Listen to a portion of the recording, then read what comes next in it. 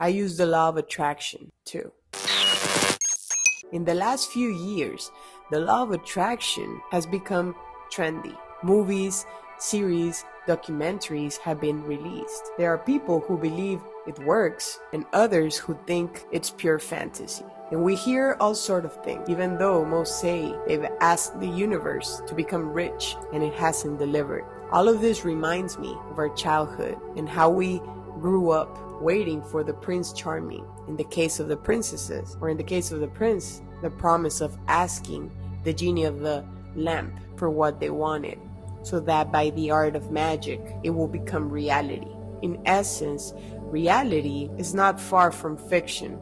Universal laws are real and they work. And if you know how to use them well, desire is just the first part for the law of attraction to work. Most humans think that just by desiring, they can manifest. And well, it's true that you need a master key. 3 words: thought, word, and emotion. But it doesn't end there. The key is the last ingredient, and that's where most fail. In feeling. But in feeling, you already have it. If you don't connect your desire with your emotions, it's like making a candle with everything necessary to light up, but you don't have any matches, much less fire.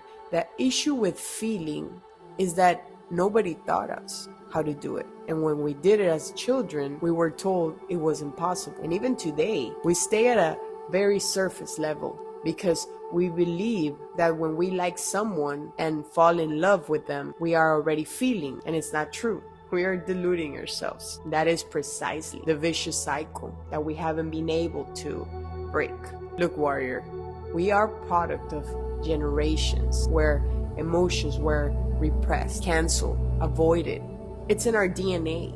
Even if we would like to deny it, it's written on our skin. We breathe it. The world constantly reminds us that feeling is useless, like a waste of time. Many men grew up with deep-seated blocks, like crying is not manly or not showing their feelings. The essence is lost, not only in the connection with our ancestors, but today we confuse the desire to consume with the desire to exist, to evolve, to live, to experience.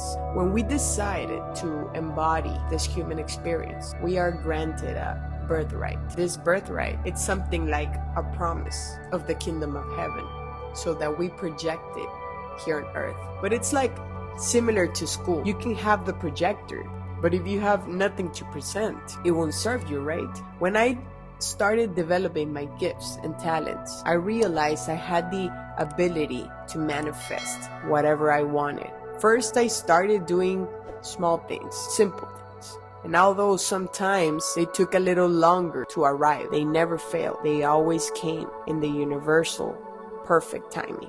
When I understood that the key was to feel like I already had it, or that I was already that person I wanted to become, I unleashed a world of possibilities that I didn't think existed.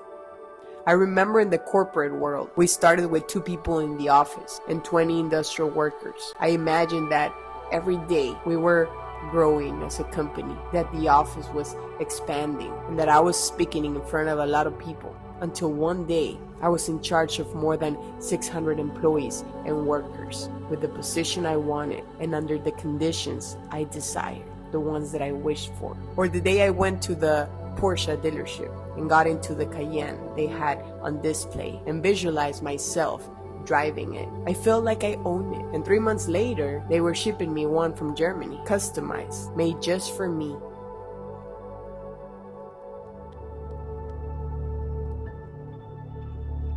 This also happened to me with many lovers. Several of my friends told me to teach them how to have a woman like the ones I had.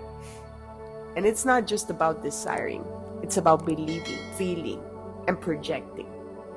It's a divine gift. The key is to combine our earthly and human desire and merge it with our divine powers. But like everything, there are terms and conditions that aren't explained. You need to find them out as you manifest your deepest desires. The most important of all is that you haven't come to just accumulate or to consume. There came a point where I realized that I could have whatever I wanted, and then I became an excessive consumer. I lost my human essence and fell into earthly excesses.